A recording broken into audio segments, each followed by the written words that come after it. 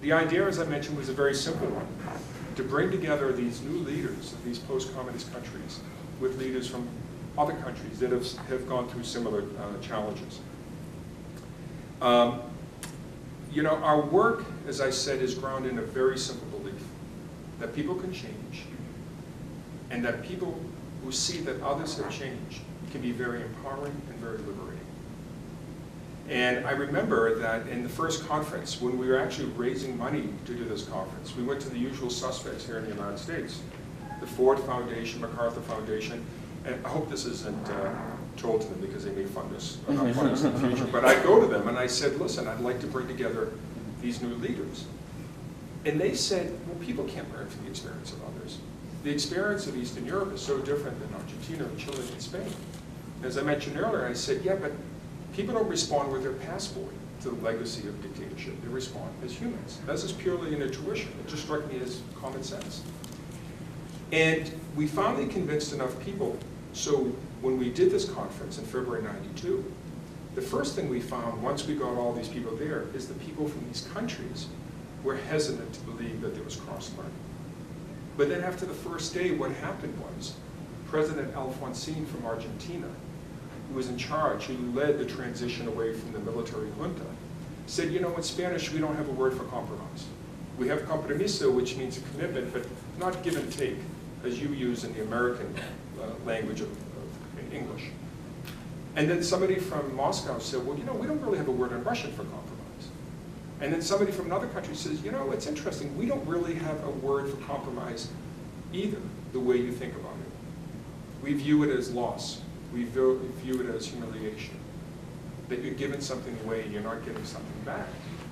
And all of a sudden, it didn't matter what country these people were from. They found commonality and the fact that they had no experience with compromise. And that through their cultures, through their histories, whether living under dictatorship or through violence, or through, you know, a very top-down heavy society, they never had the capacity or developed a culture of compromise as we think about it. And so all the differences kind of faded away, and people started listening and talking to each other. And then we knew we had that sort of aha moment, that people can learn from the experience of others. And then it started to grow. I mean, over those 2 or 3 days, people from Germany were saying, well, what did you do with your state security firms? And the Argentines and the Chileans were saying, well, we had that big debate. Or what about people who collaborated with the enemy? You know, or what about those state security files that pop up years later, and how do we trust the information that's in there? Or what about people who committed human rights violations? How did you deal with that? And so over those 2 or 3 days, the richness of this shared experience really started to come forward. And then we realized that we had a lot of work to do. But the most satisfying thing for me today, looking back, is that idea catalyzed what became the field of transitional justice.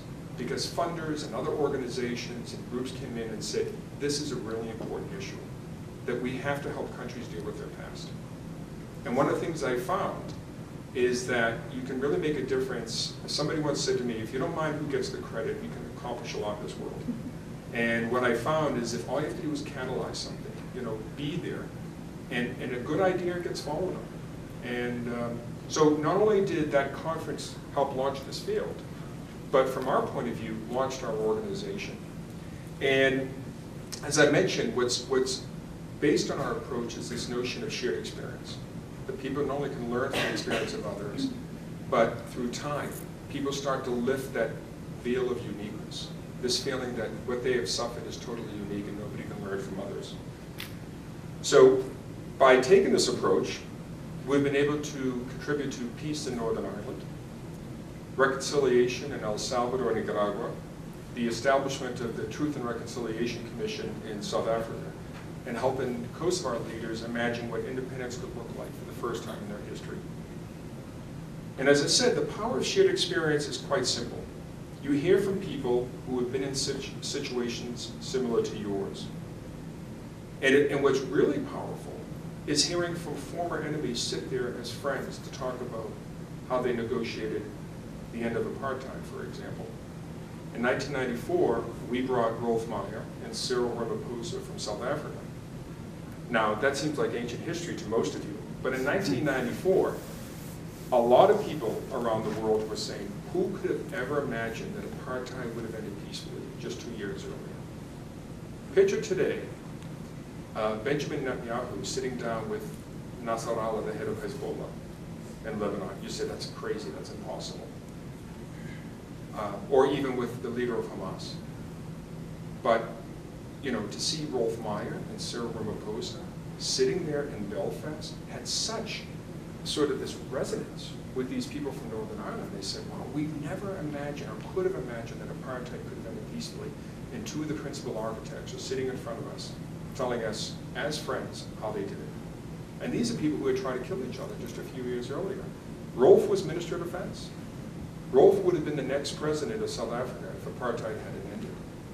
And I'll mention a little bit later about the paradigm shift that he talks about that he went through. And now Cyril Ramaphosa, many years later, is the deputy president of South Africa and will likely be the next president. And what we have found in countries living under repression or living through conflict is that not only do people find that the experience is unique and that nobody suffered the way they have suffered, but again, hearing from others is very powerful. Now let me skip ahead. I will say that another central tenet of our approach is that people can change, which I mentioned earlier, and seeing that others have changed is both empowering and liberating. And we recently published a book, which we'll make available, called Beyond Conflict. And it tells the story of 6 courageous leaders who have struggled with change. The themes include confronting dictatorship, recognizing the need for change, compromising with the other, building trust among enemies, changing mindsets, and dealing with the past. Now, one of the most powerful chapters in the book is the one called Recognizing the Need for Change. And it tells the story of Rolf Meyer, who I mentioned earlier. Now, Rolf was destined to be president of South Africa after F.W. de Klerk. He actually grew up thinking, and he has said this himself, that apartheid was not only good for whites, but for blacks. And he describes the paradigm shift that he went through and the evolution in his own thinking. What he calls is not only a paradigm shift, but a deep shift in the soul. He tells the story that when he was Minister of Defense, he interviewed a young ANC combatant. And he asked him, why did you join the guerrilla movement? And the young man looked at him and said, well, when I was 6 or 7, my parents worked for an Afrikaner farmer. And one day, I was in the back of this farmer's pickup truck with his dog. And we were going out somewhere in the field, and it started to rain heavily. And the driver got out, pulled over, got out, took the dog, and put it in the front seat and left me in the back, in the downpour. Now, Rolf stood there, and his whole sort of basic moral resonance was shocked. He said, who does this to a young child? He started thinking, you know, this is the system I defend. This is the system I help lead. And this is what it's done to people? That they show more empathy for a dog than a young child? And he said at that point he realized the system had to change, and he had to play a role in it. Now, to hear that from Rolf Meyer, whether you're in Belfast, whether you're in Kosovo, whether you're in Guatemala, can be a very powerful thing to hear. And to hear him say that with one of the top leaders from the ANC, who was once his bitter enemy, is a very powerful instrument. Now, I mentioned earlier, we've been doing work with Cuban Americans, and over the last 4 or 5 years, what we've recognized is that change would happen, that the US and Cuba would create an opening. But how do you prepare the Cuban Americans for that change? And so what we ended up doing is, over the last 4 years, organizing with a group of Cuban American leaders in Miami a series of conferences on reconciliation. We would bring in leaders from a number of countries around the world to share their experience. We would talk about what is it to reshape a new narrative? What is it to deal with the sense of loss? How do you deal with realities? And what was really interesting, there was this one meeting we did where we actually brought Cuban American leaders up from Miami to Washington, and 2 of the top South Africans who were involved in the early negotiations with F.W. de Klerk. We're listening to Cuban Americans talk about things like restitution, accountability, well, we need a truth commission. as if they were the victors and the victims at the same time. And one of the South Africans said, "Forgive me for being so blunt, but I remember after our first set of negotiations with F.W. de Klerk, Madiba, which is what they call Nelson Mandela, pulled us aside and said, 'Comrades, we are not dealing with a defeated enemy. If you keep that attitude up, these guys will just walk away, and where are we?'" And then all of a sudden you could see the Cuban Americans sit back and listen. And they thought, you know, we get it. We're not dealing with a defeated enemy in Havana. We may not like the regime, we may not like what it stands for, but this is not a defeated state. So we have to change the way we think about this. We can't be demanding restitution and accountability when many Cubans have suffered. And one of them even said, listen, I flew up in my private jet. The average Cuban makes $20 a month with a college degree. And what you could see is all of a sudden these Cuban Americans were saying, wait a minute, do we have to be so tied to this history of loss and being a victim and suffering that we can't recognize what we have to do in the reality of the situation? And it took hearing from people who had the credibility to say, I've been in your position. We know what it's like. And so that illustration has been very powerful in this notion of shared experience. And it's something that many other organizations and leaders have been using and building upon over the years. Now, I've mentioned, and I've said it a number of times, that change is possible. We've seen that it allows people to say, wow, if they could make that transition, why can't we? And I often make the reference that we're sort of like a big support group on wheels. I once said, somebody said, well, how would you, place the shared experience methodology, which is what we call our approach, in the context of maybe some of the other conflict approaches you've read about interest-based negotiation, if you think of Roger Fisher and getting to yes, or the human needs approach. All very useful, all very important. And I said, well, if you were a dysfunctional family, and nobody here comes from one of those except me. If you were in a dysfunctional family, what would your options be to deal with this dysfunctional situation? Well, you could go to a lawyer or a mediator, and you think, yeah, but they don't really understand the dynamics of what we're going through, so you really don't deal with that. Or you can go to a family therapist, and you're there as a family dealing with that. You think, well, that's useful to a certain extent. Or you could also go to a support group. And that's what the shared experience methodology is about. It's a support group. It's people who've been exactly in the situation you've been in.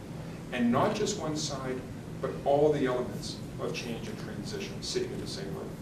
And I should also point out, these are not overnight sensations. Change takes time. Change is possible, but it takes time. We did nearly 22 initiatives in Northern Ireland over a 12-year period. And today, Northern Ireland is suffering. In 1998, they signed the Good Friday Agreement. And I remember Rolf Meyer, who I've referenced earlier, who we brought in 1994 to Belfast with some various other leaders in South Africa, spent a lot of time helping people from the Catholic and Protestant communities get to that peace agreement. And one of the biggest concerns that Rolf and Cyril and others had is that they felt that it wasn't inclusive, that too much of the agreement was being written and pushed by London, Dublin, and the United States, that a lot of the Northern Ireland leaders weren't really developing this agreement on their own. And when the Good Friday Agreement was signed in 1998, I remember Rolf calling me from Johannesburg, and I said, this is incredible. He said, yeah, but I'm very concerned. And I said, why? He said, because did you see what happened after they signed and they all went to the press? They all gave completely different interpretations of the agreement they just signed. And he said, and that's going to be a problem. And 15, 16 years later, it's a real problem in Northern Ireland. And as much as I would like to say, and it's true, that significant change has taken place in Northern Ireland. The walls are still up. They're actually longer and higher than they were in 1998. Education is still deeply segregated. And David Cameron was recently in Belfast trying to get the various political parties to reach an agreement. And the agreement they're trying to reach is about their past. It's about how do we deal with the legacy, this divided legacy we have as a community. Now what's interesting, if you look at South Africa, with all the problems they have there today, The one thing that's remained strong is the political agreement they reached in 1994. Why? Because they said, we realized, after trial and error, that we had to have everybody involved in the peace process, in the negotiations. It had to be inclusive. Even the small parties that nobody hears of today in South Africa. They say they spent 3 years in talks about talks. Both sides, including the ANC, thought they could sort of marginalize the small parties. And they realized they couldn't because they would be spoilers. It only took a few people with weapons to disrupt the whole process. So both sides realized they had to include them in an agreement. And it's been sustainable. What's the lesson of that? That not only do peace agreements need to be inclusive, but governments and political structures and the way communities work together have to be inclusive. If we look what just recently happened in Iraq with Prime Minister Maliki, or what happened in Egypt with President Morsi, here were two communities, the Shia, led by Maliki in Iraq, and the Muslim Brotherhood, led by Morsi in Egypt. Long marginalized, long traumatized, humiliated groups of ethnic groups or political movements who, when they came into power, did what was done to them. They didn't have any notion of being inclusive, of recognizing that leadership was about something bigger than settling scores. So what I wanted to move towards, which is something I think is very exciting and I think could revolutionize not only the field of sort of conflict resolution, maybe peace and violence studies, but I think could help reframe what it is to be human and how we think about human behavior. I mentioned, probably the 20th time tonight, that change is possible. We've seen it firsthand in the story of Rolf Meyer and many others. But what I'm very excited about is now there's a biological basis for change. In fact, there are new and emerging insights that will not only revolutionize the field of conflict resolution, but fundamentally change the way we view human behavior and challenge many of the assumptions we make in our work and in many aspects of our lives. These insights are not based on political theory, ideology, or a rational choice view of human behavior. They are based on scientific tools like fMRI and neuroimaging that look into our brains and illustrate our common humanity and remind us how alike we are and point out some profound and often overlooked realities about our lives. As an aside, in 1992, when we were founded, happened to be the same year that the first fMRI was done. The capacity to see inside the brain provided a powerful visual testament to our shared humanity. It reminded us that we are human before we are the color of our skin, a member of a nation, religion, or ethnic group. We are here today, like every living organism, because we have learned to survive. We are hardwired for survival. And that our survival as individuals and communities requires that we feel safe. And to feel safe is to be acknowledged as we see ourselves. And a neuroscientist I met a few years ago, who really launched me into this area of neuroscience and conflict, said, you have to understand, we are not rational beings with emotions. At our core, we're emotional beings who can only think rationally when we feel that our identities are understood and valued by others. He went on to point out that we are deeply social animals, hardwired by evolution to cooperate within groups, but not between groups. That our amygdala, which is, for some of you probably know, it's in the emotional or the limbic part of our brain, controls fear, will respond in milliseconds to a real or perceived threat. A friend of mine who's a neuroscientist at Mass General Hospital named Mohammed Milad, he does some of the leading research on fear extinction. He was born in Palestine, grew up in Saudi Arabia, and then as a high school student moved to the United States, got his education, is now a US citizen. 3 months after the Boston Marathon bombing, he decided that he wanted to commemorate the victims of that bombing. So he said, I lost 30 pounds, I started running, and when I checked in to run the road race that day, they gave me my number and they gave everybody's first name in big letters. And so it said, Muhammad. And I don't know if you know Boston, but he said, there I was starting to run down Boylston Street, and there were hundreds of people, and they were clapping for everybody before me. And then when they saw my name, they stopped clapping. And he said, if I wasn't a brain scientist, I'd be outraged. I'd be angry. I'd be humiliated. And he said, I knew what was happening. Their amygdala was seizing control. Because the amygdala can respond in 11 milliseconds to perceived threat. And he said, and it wasn't as if all these people had experience with me or Muslims or people in my community being a threat. It's what they assumed was a threat. And he said, that is important to know. You know, to know how we're wired as humans and how that often drives our behavior and how we are often behaving in ways that we're not even consciously accessible towards is profoundly important.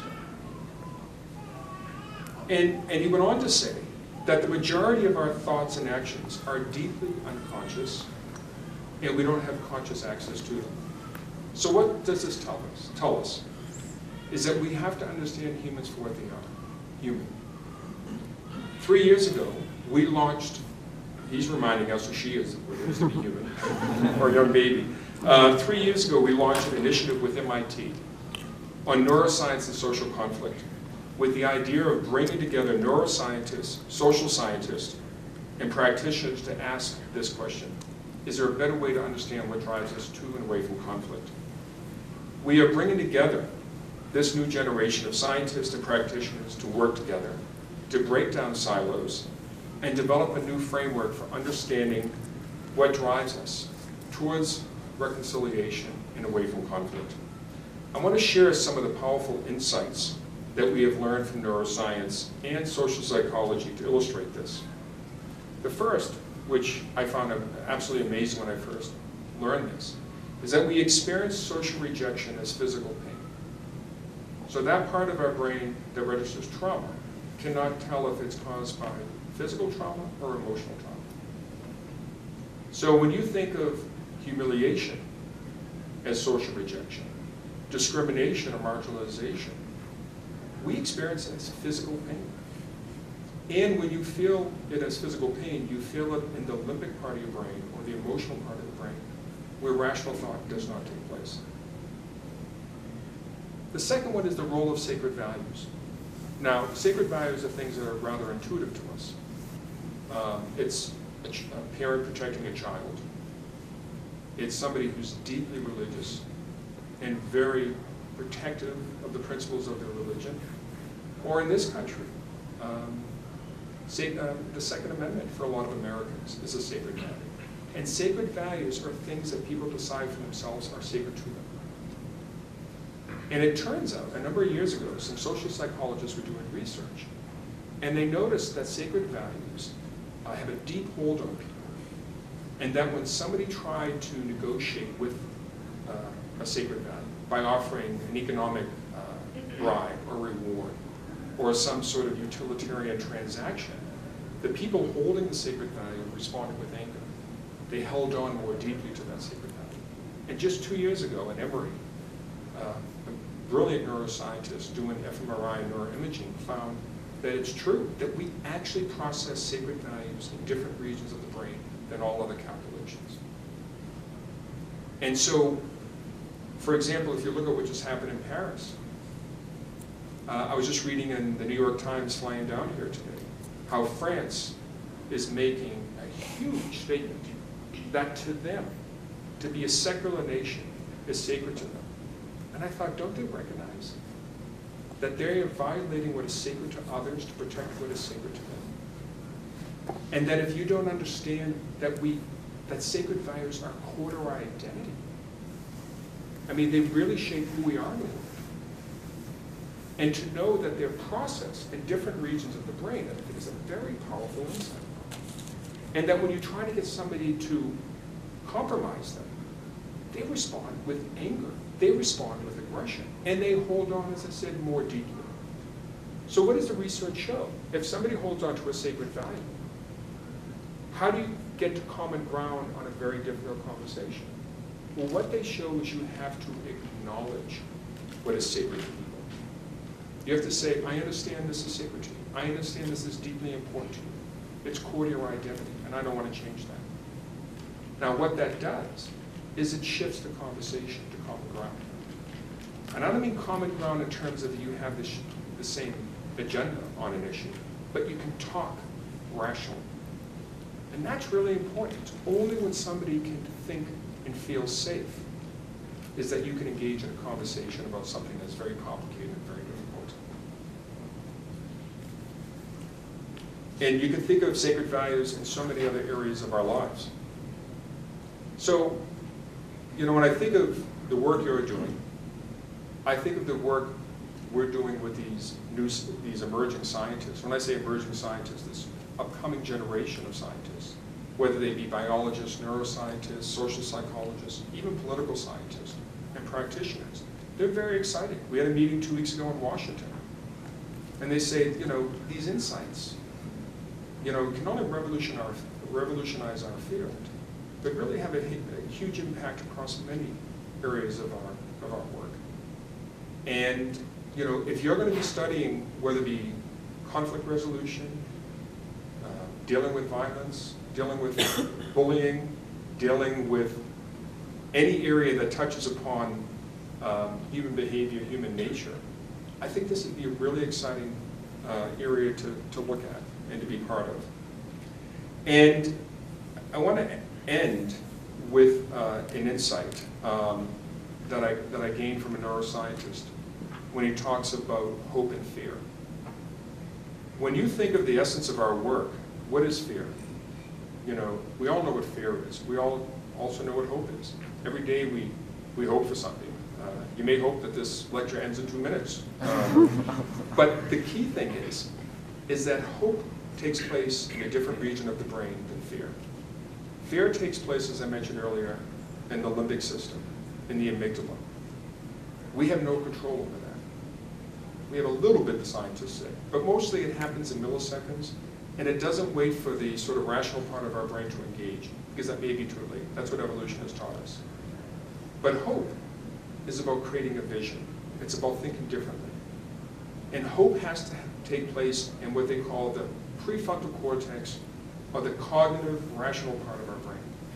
And yet, to develop a vision for the future, to have a hope for something different and better, literally requires that the brain connects with the emotional region of the brain, where memories are stored, the hippocampus. And it connects with the hippocampus. And it takes those memories, often those memories that are of trauma, of loss, of anger, and reshuffles them. You can't have hope. You can't create a vision for the future until your brain connects with its emotions and rearranges that history to create a new vision of the future. And that to me was very powerful to learn. And hope and fear is at the core of, I think, all the work we do. So I want to say that I think it's an exciting time to be involved in this work. I mean, certainly when you look at the news, you realize, whether it's internationally in our own country, there is division, there is fear, there is violence. But there's also a growing recognition that change is possible. The brain is plastic. We've seen it. When I say the brain is plastic, the brain is literally amenable to change. And it's a very exciting time. So I will end with that. I should say my colleague Lior and I have a workshop tomorrow, which I hope you'll attend. And with that, thank you, and if there are any questions.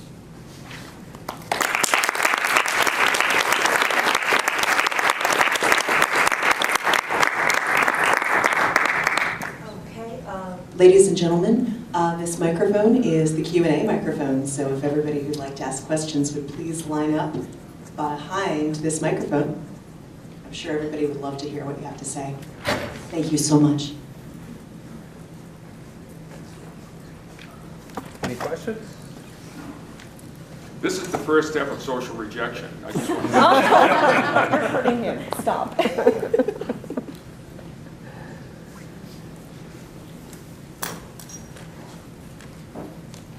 Good evening.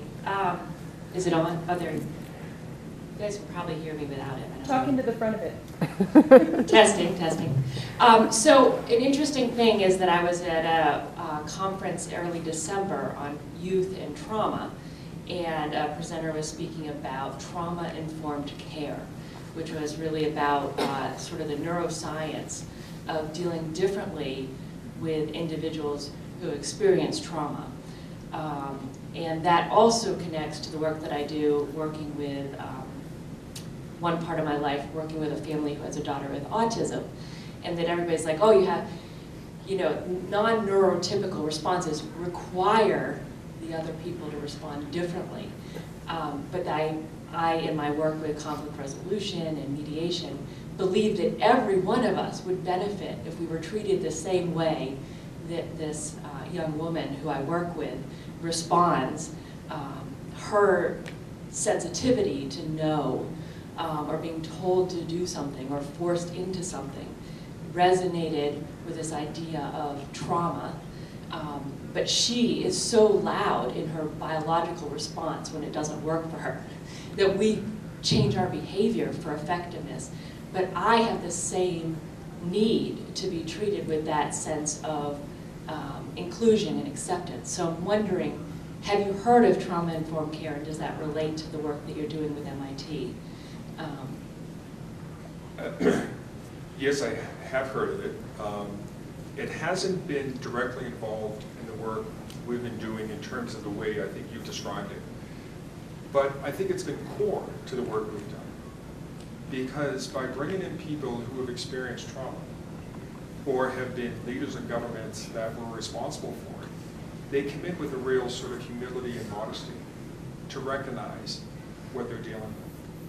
And I think without it being formalized that way or formulated that way, I think that's the essence of their approach, is to recognize what this community or what these people are dealing with and suffering through. Thank you.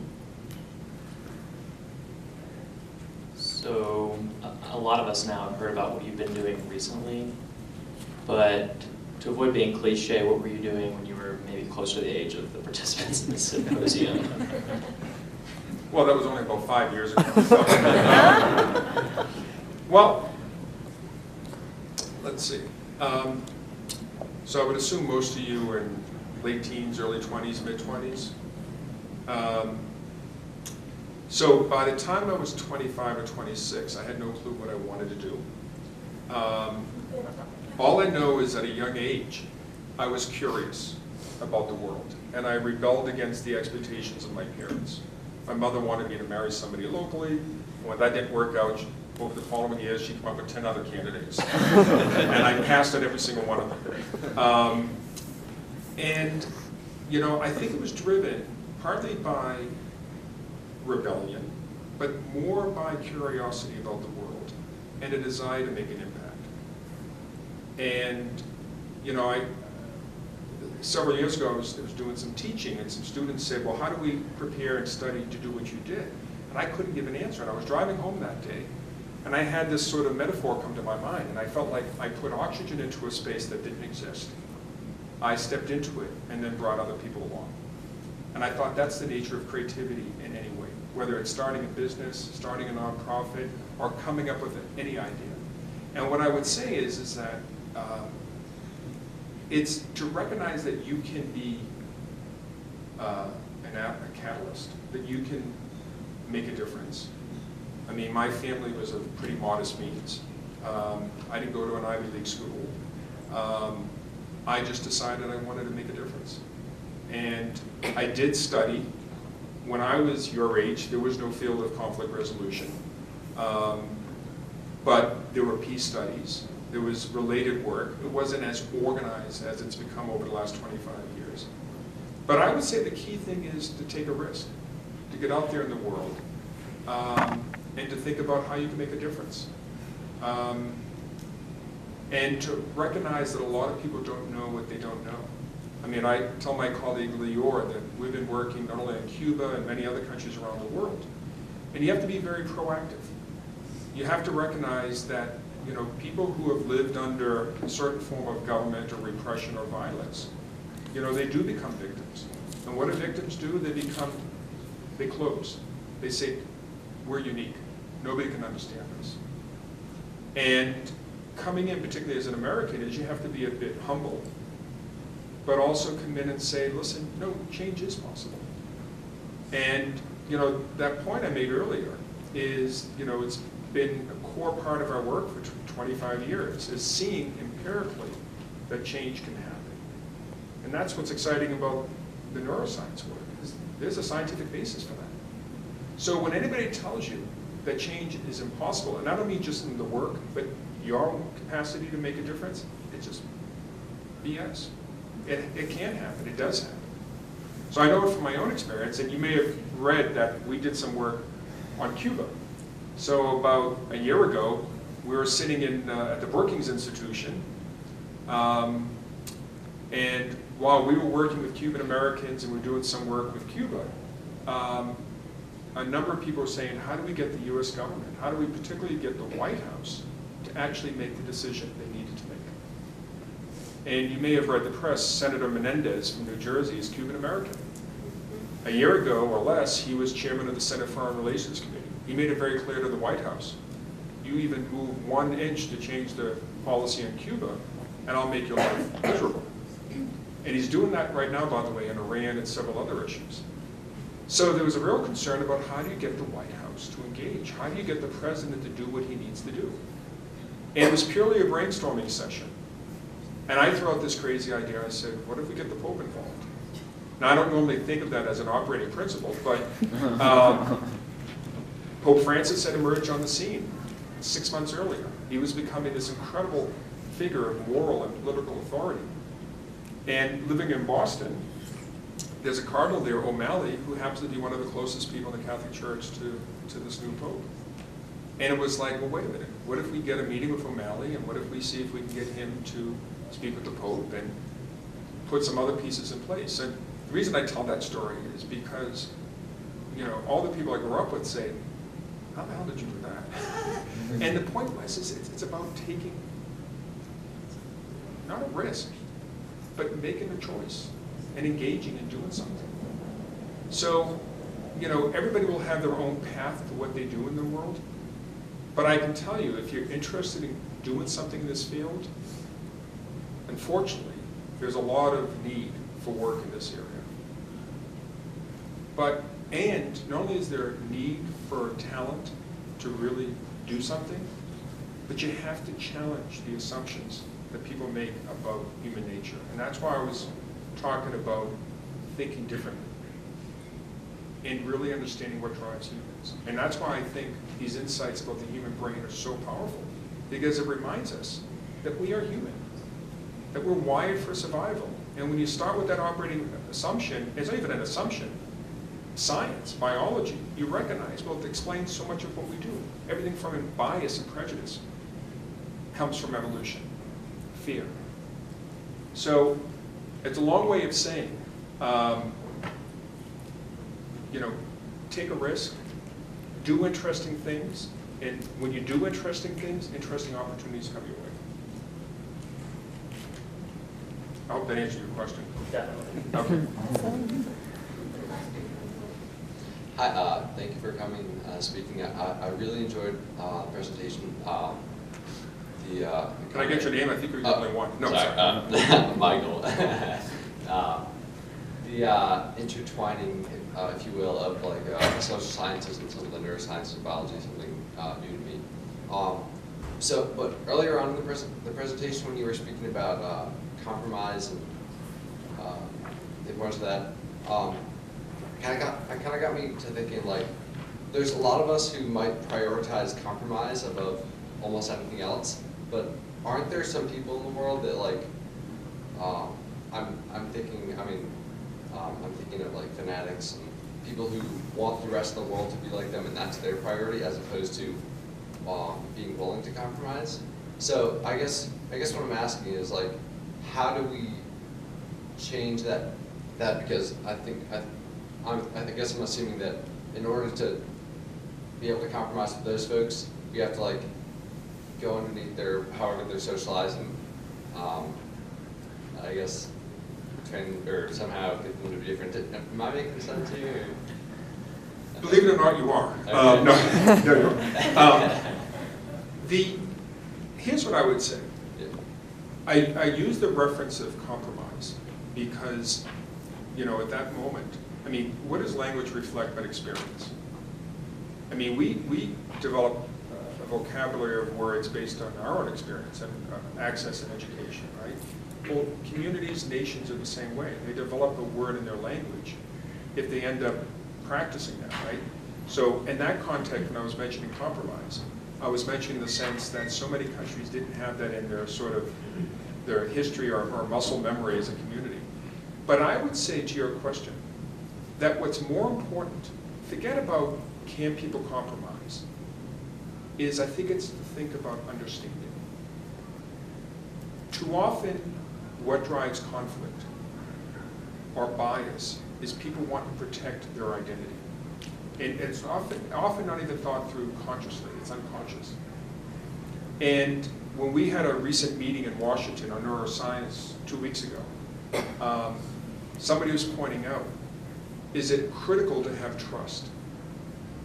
And one of the scientists said, actually, trust can be a deterrent to a resolution. That what you need to focus on is understanding and acknowledgement, and later trust will come.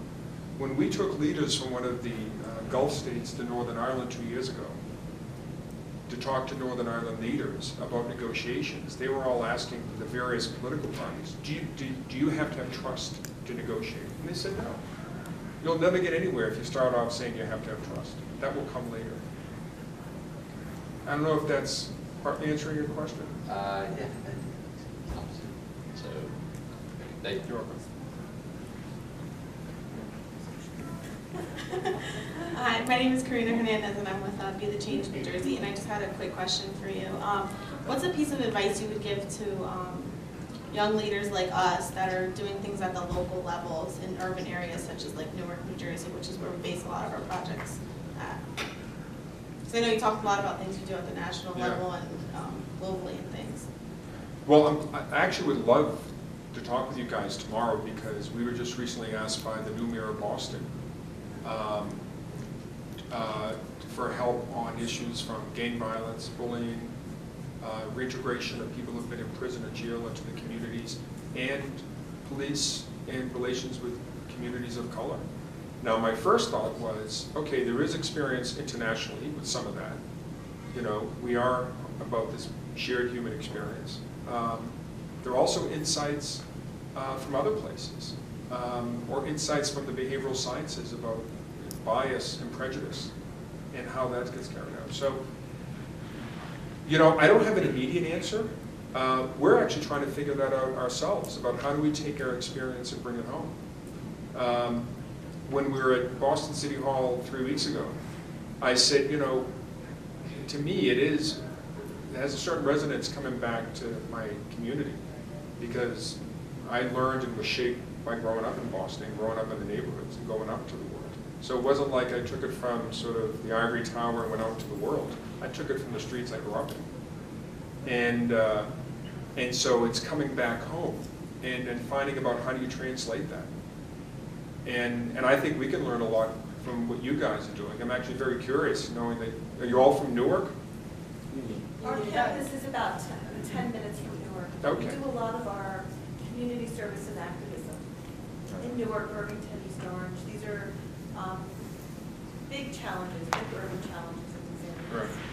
One thing I didn't mention, but one thing I would say is absolutely, to me, one of the central signatures of what drives conflict around the world, it's exclusion. Now, you can live in New Jersey, Boston, Gaza, Belfast, anywhere around the world and know what exclusion feels like. And that was one of the biggest problems I referenced with Iraq and with Egypt recently. And as I mentioned earlier, the experience or the research on social rejection. Social rejection is exclusion. We experience it as physical pain. It's a threat to our basic survival and safety. So, it's fundamentally no different to feel excluded in the streets of Newark, let's say, or in Boston, or in Baghdad right now, or Mosul. People respond the same way. And the question is, what are those approaches that actually work? Well, one of them is to be more inclusive, to recognize what inclusion means. And that's universal. But I would love to learn more about the work you guys have been doing. And maybe you can help us with what we're going to try to do with the city of Boston. And actually, one of the things we're planning, and let me just mention this, is we did this meeting 2 years ago at MIT on dehumanization. And we brought in hard scientists, political scientists, practitioners, and leaders. And we thought, well, if we're going to talk about dehumanization, let's have some people who can talk about it with direct personal experience. So we brought in a Roma from Budapest who runs the Soros Foundation's Roma Initiative. And he described what was happening to the Roma in Europe. He said after a decade of the EU having, they literally called it the decade of Roma inclusion, and billions set aside, nothing has changed to reduce discrimination against the Roma. Soros spent $200 million, nothing changed. And they're saying, well, what did we do next? Do we make an economic argument? Do we make a human rights argument? And none of those were working. So some of the scientists that we work with from MIT came to us afterwards and said, why don't we take everything we've learned about race relations, what works and doesn't work in the United States, and insights from behavioral sciences, and see if we can apply it to this issue of the Roma. And what we're doing now is really through the scientists, this baseline analysis. And from that, we're going to say, what is the nature of discrimination against the Roma? Listen, humans being humans, what's the nature of, you take what we learned there to the issues we have in this country.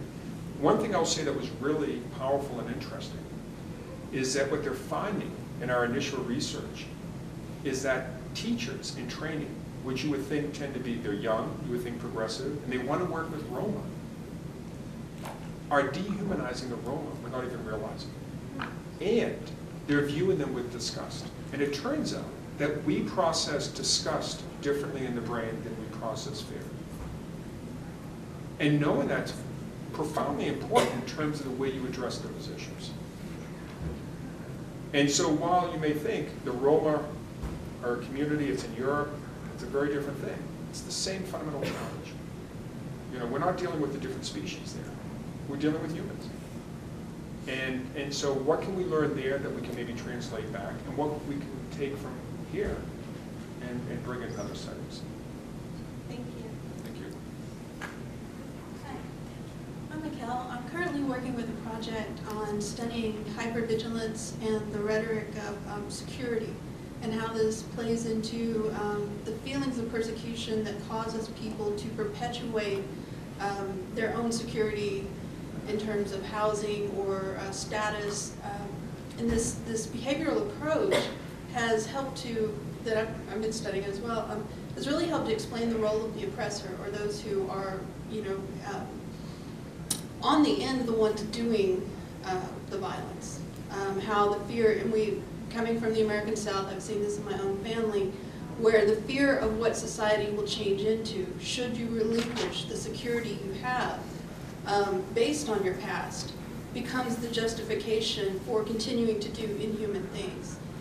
In your experience with this shared experience, how do you create a safe space for those who have done wrong to share their story as humans and to get past that fear of social rejection? Because, if you think about these fear of what people are going to do to you or how they're going to reject you as being an obstacle to changing behavior, it becomes a hardwired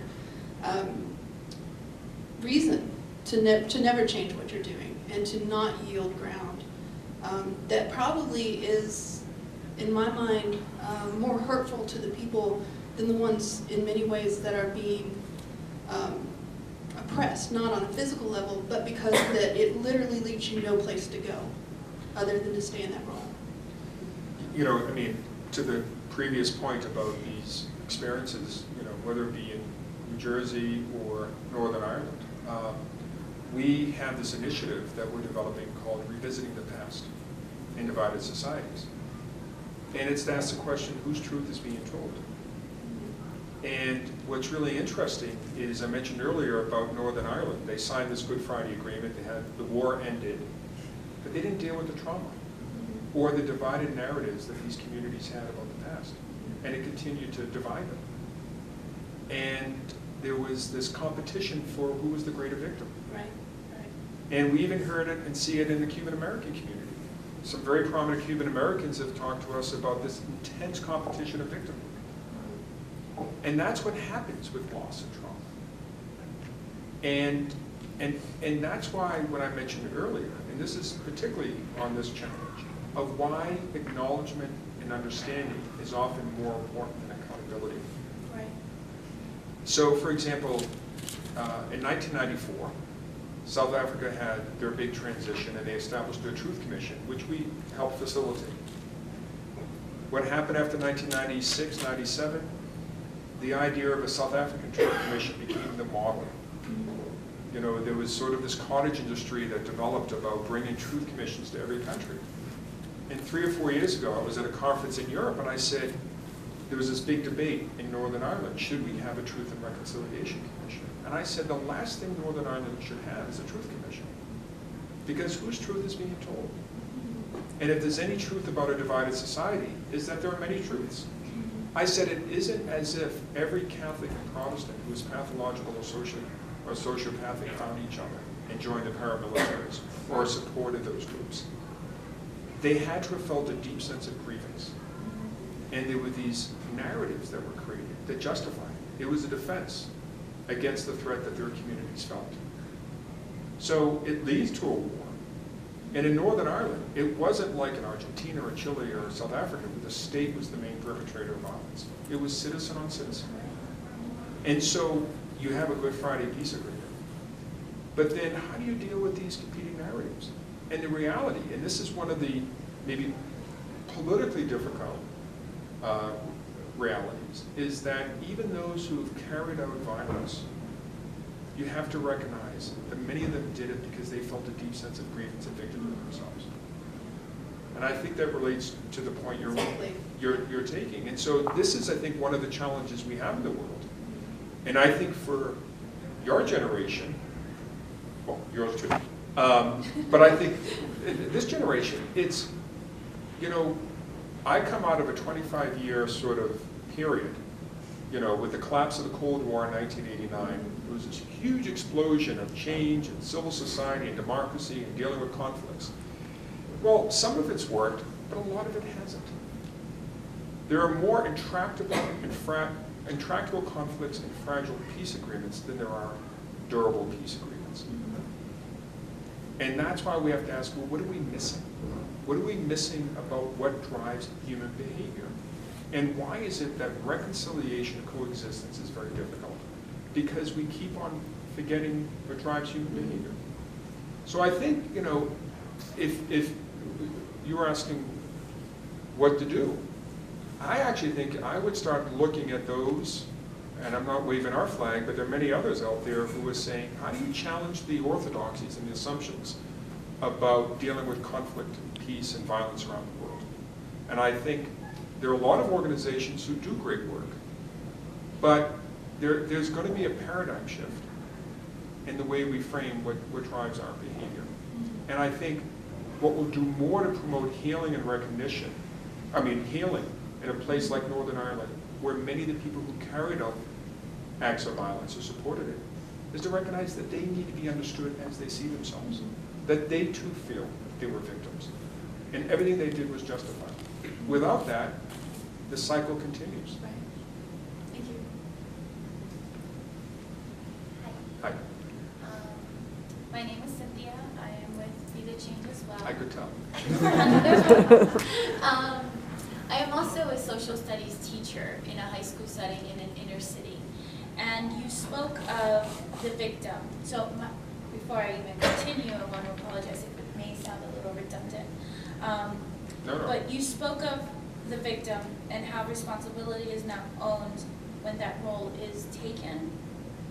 And you work on a global scale, but as a teacher, how can I incorporate that transitional justice approach within an inner city classroom with students who feel that there might be no hope because of the environment around them being stronger than their will for change sometimes. Well, that's the ultimate challenge, right? Well, at the risk of repeating myself, I would say that, I went through Head Start when I was a kid. And, I know what it's like to feel boxed in, humiliated, bullied, very limited opportunities. And, I realized I could continue to be the victim or I could do something about it. But what's interesting is having mentors, having adults, having leaders be there is hugely important for people. I would like, you're going to be here the next couple of days. We have some books I'd love to give you, and one of them is, I mentioned this Confronting Dictatorship. Well, this quote is by Jan Urban, and Jan was a Czech dissident with Václav Havel. He was one of the great dissidents. Are you from Czechoslovakia? Or? No, oh, Poland, okay. So, he was a good friend of Adam Michnik. So Jan talks about what repression does to people. Now, it could be the repression of a student in your community, or it could be living under communism in Poland or Czechoslovakia. He said, the way you survive is you put your head down.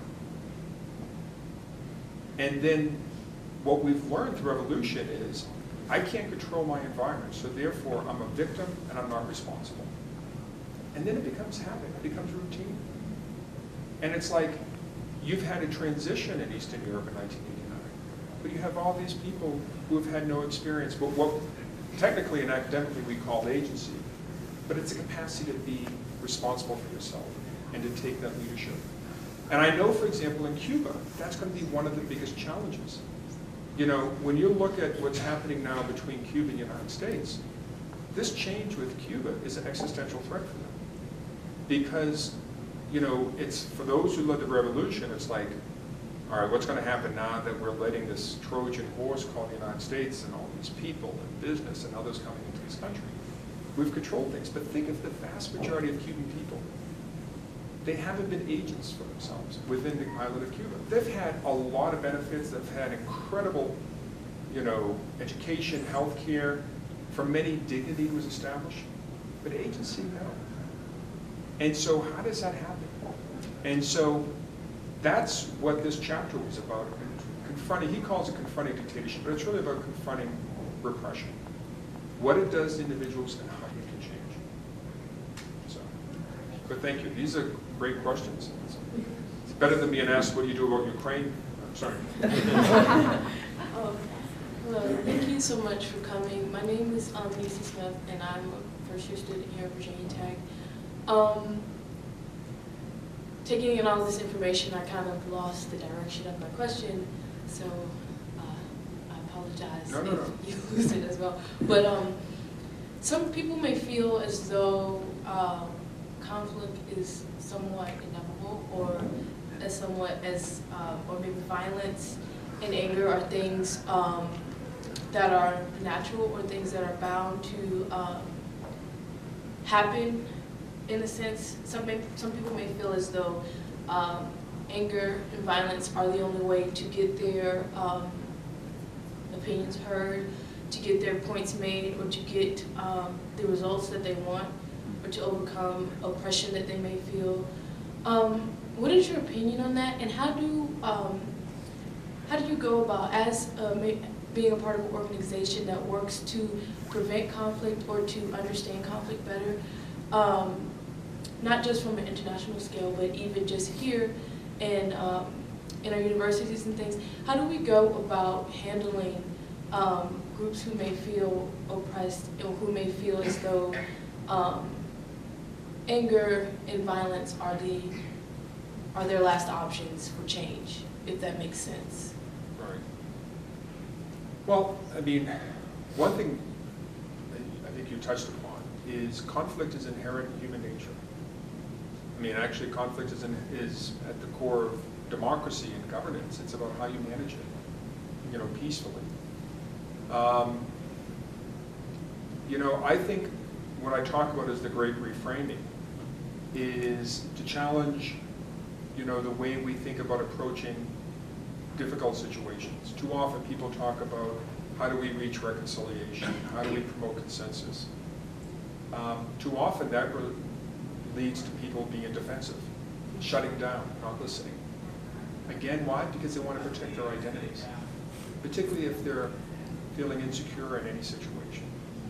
So I'm a firm believer that the first step is to try to understand the other, or at least let them know that you're acknowledging their identity.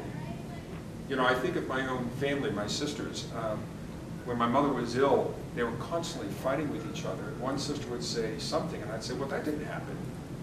And then she would shut me down. She said, well, you didn't see it. And I remember talking to my brother saying, but we both witnesses that didn't happen. And a friend of mine who's a psychologist said, yeah, but that's how she saw it. That's the filter of her experience. She's shutting you down because you're not acknowledging it as she sees it. And it's the same in all the work we do, right? And it's the same whether it's working internationally or working locally, is that the first step is to say, I hear you. And too often, it's another thing in our book, is Naomi Chassan, who is this incredible Israeli leader, said, we realized we had to stop telling the Palestinians who we thought they were. They had to own their own identity. They owned it, that's them. It's like with sacred values. People have to decide for themselves what is sacred for them. And again, it's acknowledging it and saying, I understand that's your right. And what's interesting, this ties to the work with behavioral sciences.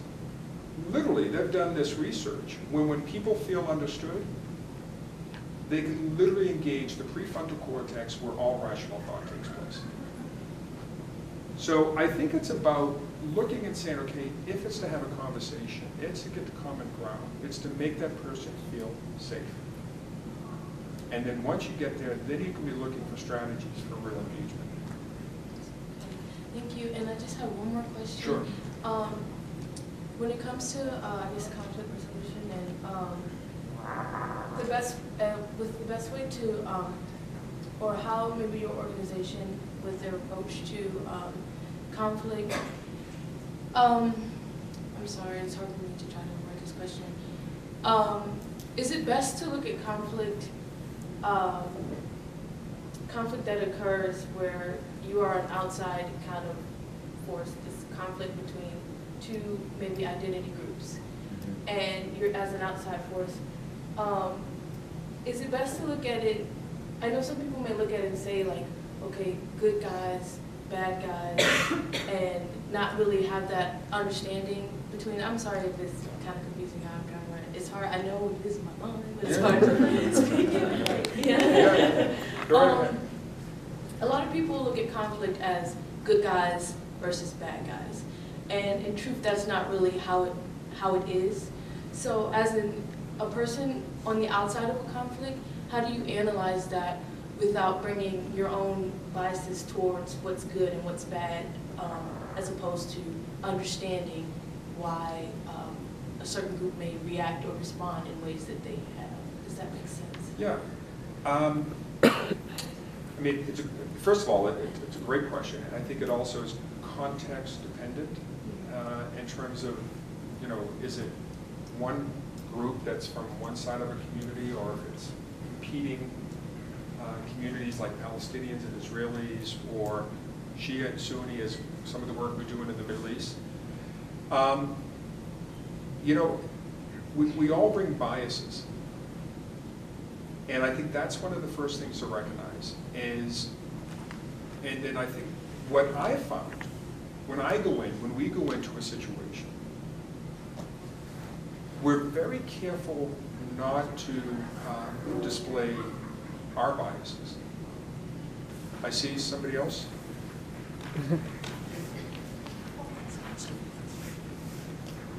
Where's your shirt? She needs a white shirt. We can wear ours tomorrow, I think. Well, my question is that a lot of times I feel that when there are two parties in conflict, that having a third party who isn't directly involved try and help solve things, it can be seen as them being, or like thinking of themselves as like, not like self-righteous, but do you understand what I'm saying? But so do you? Because I'm often self-righteous, go I just mean when you are serving as, you know, kind of that unbiased third party to help solve things or find understanding, are you invited by like one of the parties, or do you reach out to the parties themselves and say, hey, like, there's a conflict here, is there some way I can help you find that middle ground? Like how? That's a very good practical question. And, well, it's a combination of several things. One is, as I mentioned earlier, I'm a firm believer in people don't know what they don't know. And because people do think their conflict is unique. And people don't like people to come in and tell them what to do. And if you're in government, or you're the one with power, you don't want anybody in mediating. So there are all these reasons why people wouldn't want us, including they just don't realize they have the problem that they actually have.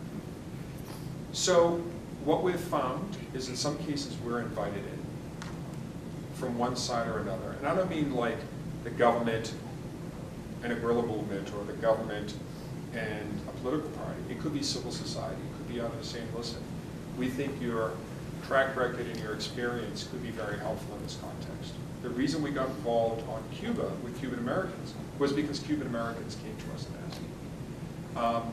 In other places, we recognized that we could be helpful.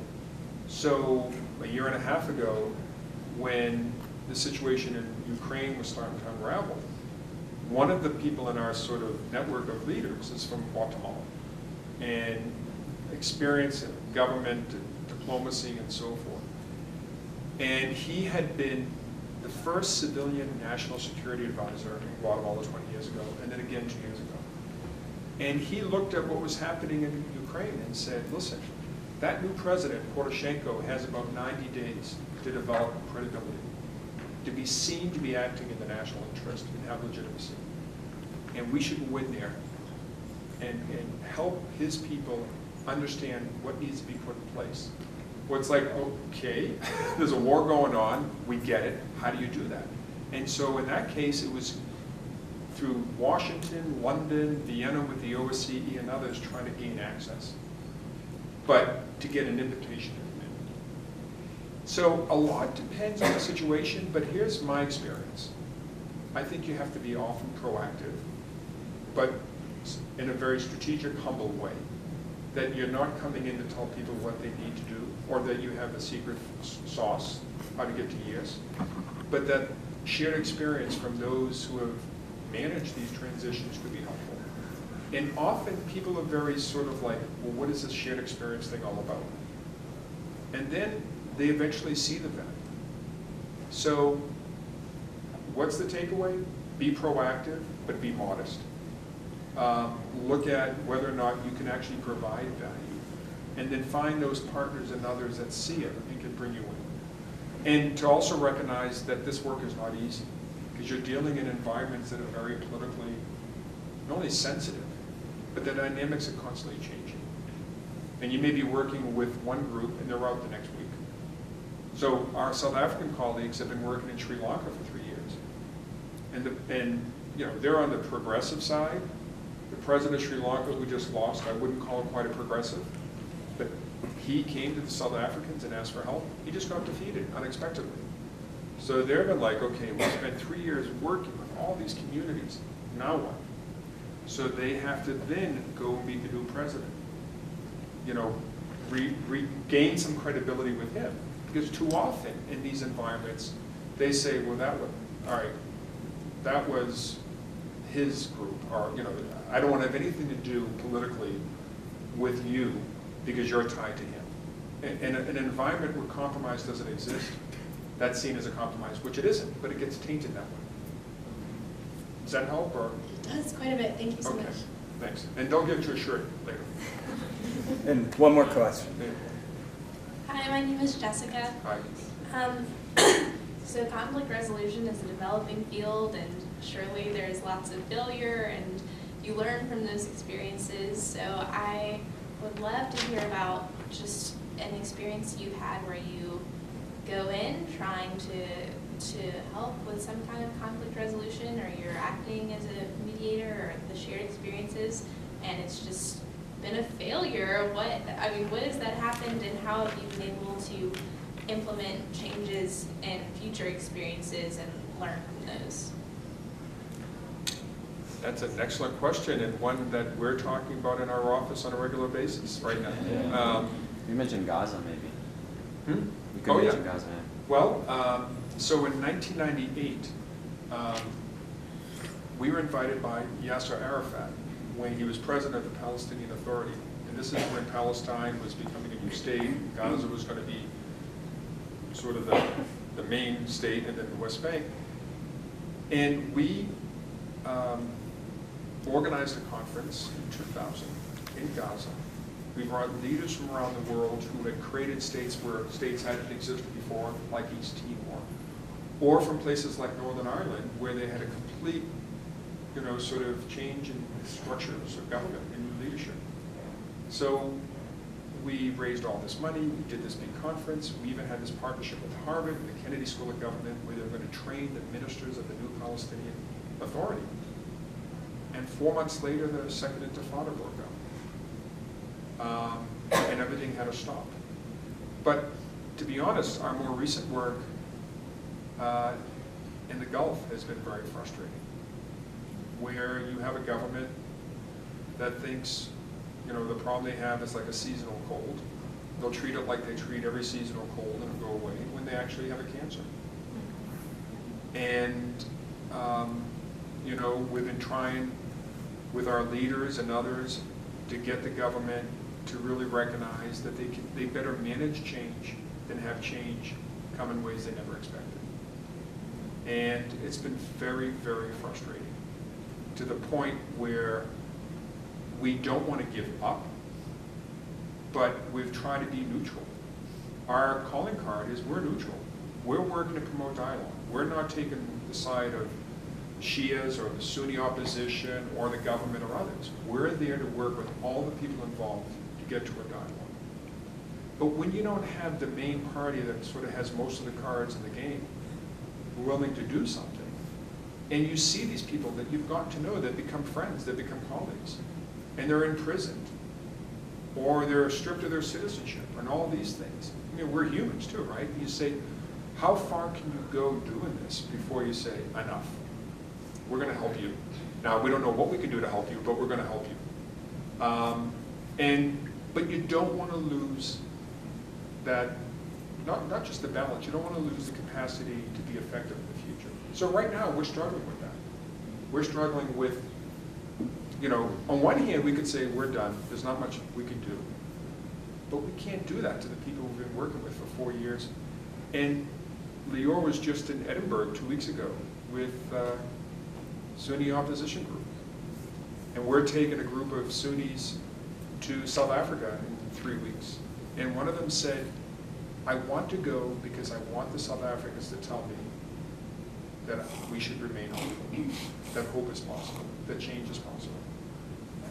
And so, yeah, we've had a lot of cases where you get stuck.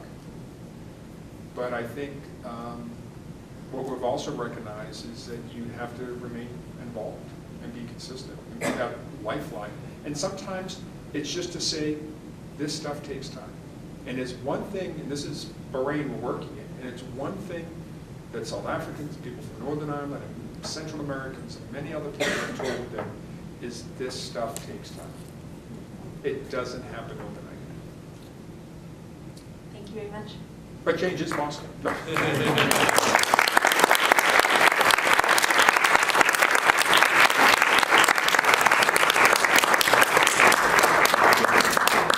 Thank thank you everyone for coming. Just want to tell you what we have going on tomorrow at 9 o'clock.